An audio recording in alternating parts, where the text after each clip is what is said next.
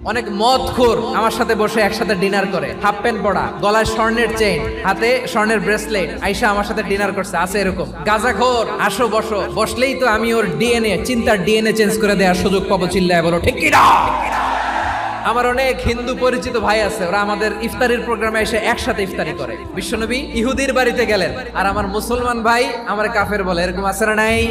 মুসলিমরে দেখতে পারে না, সহ্য করতে পারে। বিষ্ণু ইসা ইসলামের খাদেম ছিল ইহুদি, এতদিন খেদমত করলো, একদিনও বিশ্বনবী ওর কালিমার দাওয়াত দেয় নাই। কারণ কি? বিশ্বনবী একটা ভালো সময়ের অপেক্ষা করতেছিলেন। দায়ী সুযোগ খুঁজে, কখন দাওয়াত দিলে ব্যাটে বলে হবে, ঝোপ বুঝে কোপ মারে। বিষ্ণু ইসা ইসলাম ভালো সময়ের অপেক্ষা করতেছিলেন। দেখি আস্তে আস্তে এমন সময় আসছে, ছেলে এবার মুমূর্ষ। যখনই টাইমিং পেয়েছেন দাওয়াত দিলেন, পড়ো লা ইলাহা ইল্লাল্লাহ। প্রতিবেশী ইহুদি হোক হিন্দু হোক, যাবেন, সুসম্পর্ক রাখবেন, উপহার দিবেন, বিপদে পাশে দাঁড়াবেন। অসুস্থ হইলে একটু আপেল নিয়ে যান, আঙ্গুর নিয়ে যান। ইসলামের বিউটি দেখে, সৌন্দর্য দেখে অবাক হবে। নসিব ভালো হলে কোনোদিন কালিমা পড়ে মুসলমান হয়ে যাবে।